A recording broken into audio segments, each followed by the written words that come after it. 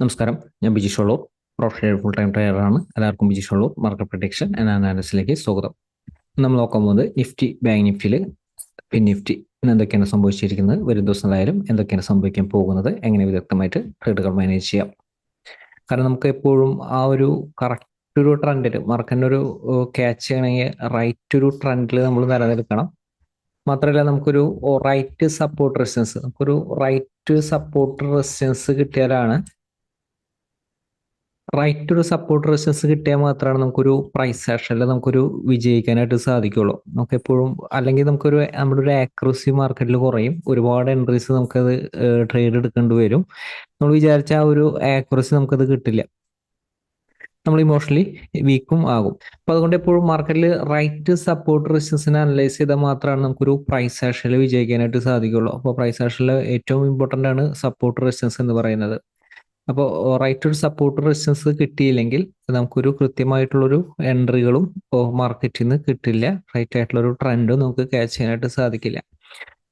മാർക്കറ്റിനെ കുറിച്ചായാലും നമ്മളൊരു സപ്പോർട്ട് റെസിസ്റ്റൻസിന്റെ ഒക്കെ ലെവലുകൾ പറയുമ്പോഴായാലും നമ്മൾ ഒരുപാട് മാർക്കറ്റിന്റെ അനാലിസിസ് ചെയ്തുകൊണ്ട് മാർക്കറ്റിന്റെ ലോങ് ടേം സെന്റിമെന്റിലും ഷോർട്ട് ടേം സെന്റിമെന്റിലും ഇതൊക്കെ ഇൻക്ലൂഡ് ചെയ്തുകൊണ്ട് മാർക്കറ്റിന്റെ ഒരു വളർച്ചാലും എല്ലാതും മുൻകൂട്ടി കണ്ടുകൊണ്ടാണ് നമുക്ക് ഈ സപ്പോർട്ട് റെസിസ്റ്റൻസ് നൽകുന്നത്. അപ്പോൾ സപ്പോർട്ട് റെസിസ്റ്റൻസ് എന്ന് പറയുന്നത് നമുക്കൊരു പ്രീ പ്ലാൻഡ് അല്ല, അത് ഓരോ ദിവസത്തെ ഒരു മാർക്കറ്റ് സിറ്റുവേഷൻ അനുസരിച്ച് നമ്മളത് ചേഞ്ച് ചെയ്തുകൊണ്ടിരിക്കും. എടുക്കുന്ന രീതികളും എടുക്കുന്ന റൂളുകളും ഒക്കെ ചെറിയ രീതിയിൽ അത് മാറിക്കൊണ്ടിരിക്കും.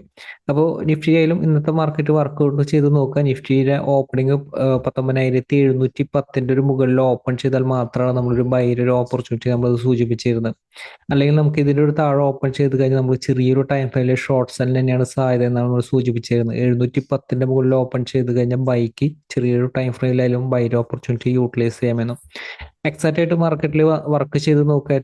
ഏറ്റവും ചെറിയൊരു ടൈം ഫ്രെയിമിൽ പോലും ആ ഷോർട്ട് സെല്ല്, ചെറിയൊരു ടൈം ഫ്രെയിം ആയാലും വലിയൊരു ടൈം ഫ്രെയിമിലായാലും ആ ഷോർട്ട് സെല്ല് മാർക്കറ്റിൽ നിന്ന് ആക്റ്റീവ് ആയിരുന്നു.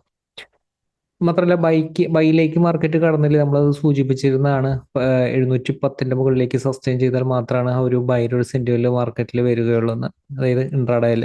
അപ്പോൾ 710 മുകളിലേക്ക് നിഫ്റ്റിക്ക് ഇന്ന് സസ്റ്റെയിൻ ചെയ്ത് നിലനിൽക്കാനായിട്ട് സാധിച്ചിരുന്നില്ല. പക്ഷെ ലോവർ ലെവൽ നമ്മൾ എക്സാക്റ്റ് ആയിട്ട് നമ്മളത് സൂചിപ്പിച്ചിരുന്നു. നിഫ്റ്റി ആയാലും ഈ ഒരു ലെവല് ശ്രദ്ധിക്കണം, ഈ ഒരു ലെവല് സ്ട്രോങ് ആയിട്ടുള്ള സപ്പോർട്ട് ഉണ്ട്. 19,645 മുതൽ നിഫ്റ്റിയുടെ സപ്പോർട്ട് തുടങ്ങുകയാണ്. അപ്പോൾ 19,645 തന്നെ നിഫ്റ്റിയുടെ ആദ്യത്തെ ഒരു ബൗൺസ് മാർക്കറ്റിൽ വന്നു. മാത്രമല്ല അടുത്തൊരു സപ്പോർട്ട് നമ്മൾ നൽകിയിരുന്നത്, നമ്മൾ ഷോർട്ട്സിന്റെ ഒരു പൊസിഷൻ ഉണ്ടെങ്കിൽ എക്സിറ്റ് ചെയ്യാനുള്ള ഏറ്റവും നല്ലൊരു അവസരം എന്ന് നമ്മൾ സൂചിപ്പിച്ചിരുന്നു 19,620.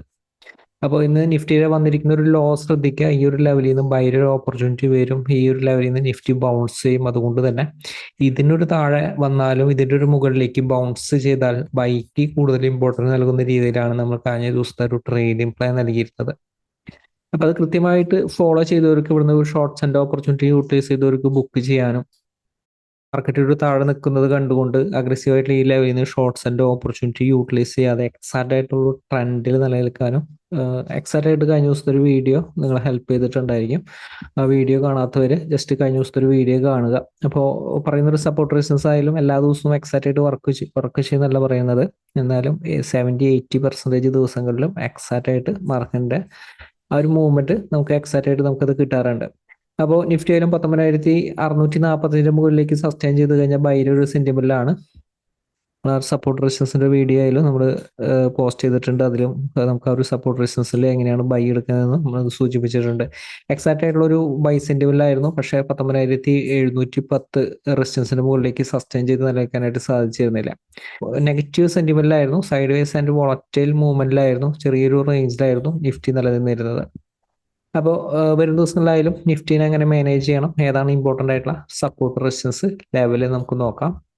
അപ്പോൾ നിഫ്റ്റിയിൽ ഇപ്പോഴത്തെ ഒരു സെന്റിമെന്റിനെ കുറിച്ച് നമ്മൾ സൂചിപ്പിച്ചിരുന്നു. 19,600 അടുത്തുനിന്ന് നിഫ്റ്റി ബൗൺസിന് സാധ്യതയുണ്ട്. അപ്പോൾ അതുകൊണ്ട് തന്നെ കഴിഞ്ഞ ദിവസത്തിൽ പറഞ്ഞ പോലെ തന്നെ ഷോർട്ട് സെല്ലേഴ്സ് ഒന്ന് ശ്രദ്ധിക്കണം. ആ ഒരു ലെവലിൽ എത്തുന്ന ഒരു സമയത്ത് നിഫ്റ്റിനെ ഒന്ന് ശ്രദ്ധിക്കണം.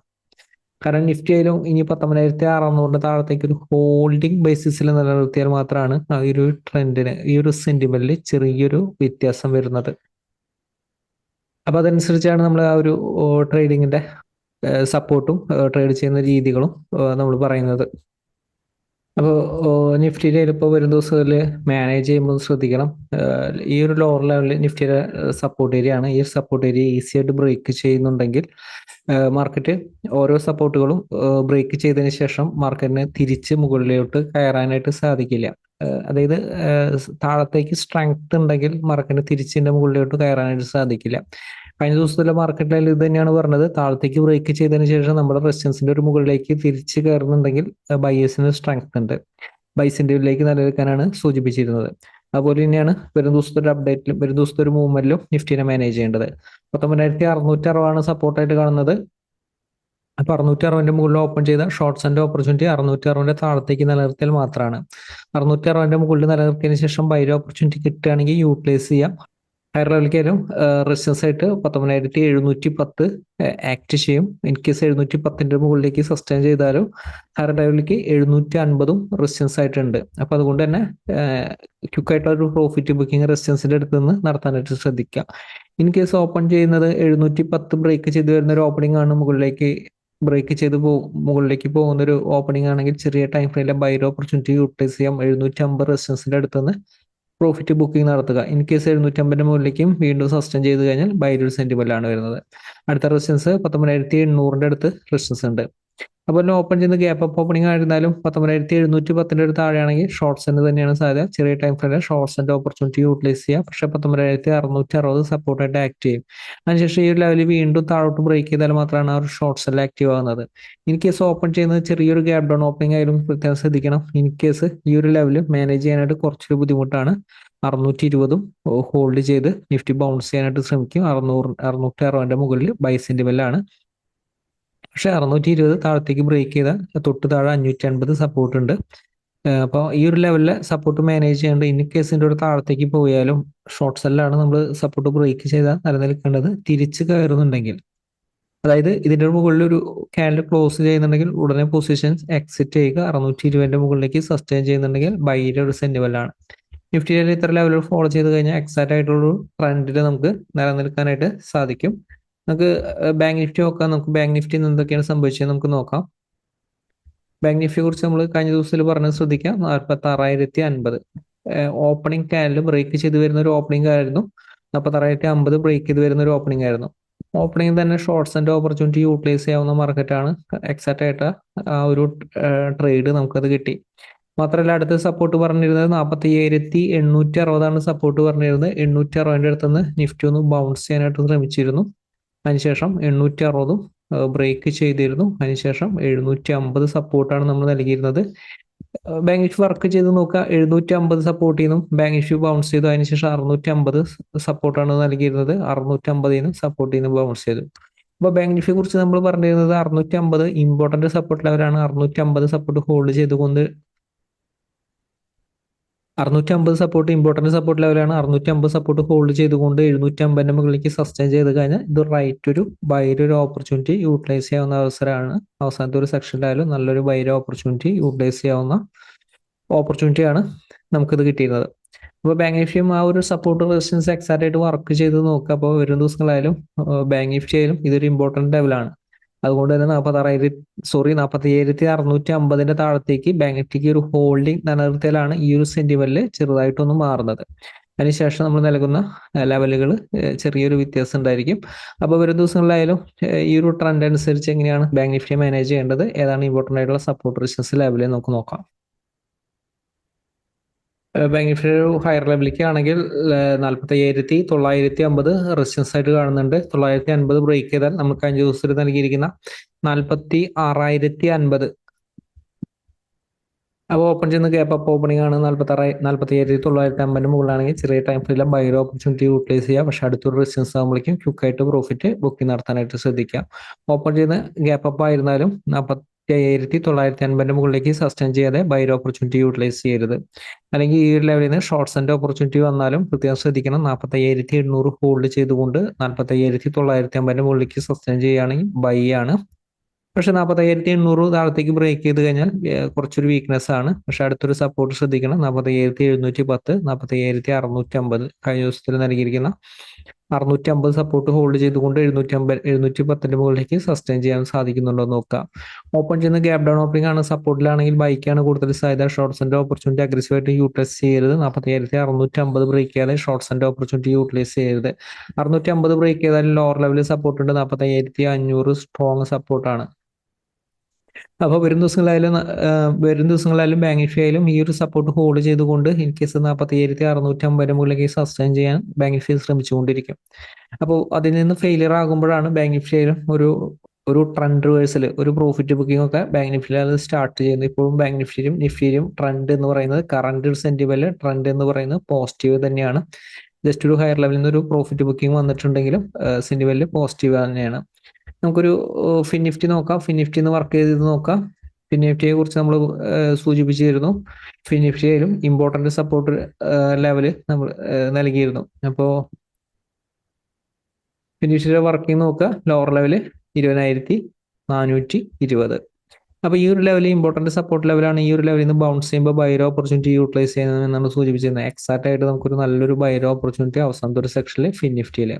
പക്ഷേ ഓപ്പണിംഗ് തന്നെ നല്ലൊരു ഷോർട്ട്സിന്റെ ഒരു ഓപ്പർച്യൂണിറ്റി 20,550 ബ്രേക്ക് ചെയ്ത് വരുന്ന ഒരു ഓപ്പണിംഗ് ഷോർട്ട്സിന്റെ ഓപ്പർച്യൂണിറ്റി എക്സാക്ട് ആയിട്ട് അടുത്തൊരു അതിനുശേഷം ശ്രദ്ധിക്കുക 20,550 മുകളിലേക്ക് ഫിൻ നിഫ്റ്റിക്ക് ആയിരുന്നു സസ്റ്റെയിൻ ചെയ്ത് നിലനിൽക്കാനായിട്ട് പിന്നെ സാധിച്ചിട്ടില്ല. ആ ഒരു ലെവലിൽ തന്നെ റെസിസ്റ്റൻസ് ആയിട്ട് ആക്ട് ചെയ്തുകൊണ്ട് ഷോർട്ട്സ് എല്ലാം ആക്റ്റീവായി എക്സാക്ട് ആയിട്ട് നമ്മൾ നൽകിയിരിക്കുന്ന ആ ഒരു സപ്പോർട്ടിലേക്ക് ഫിൻ നിഫ്റ്റി എത്തി.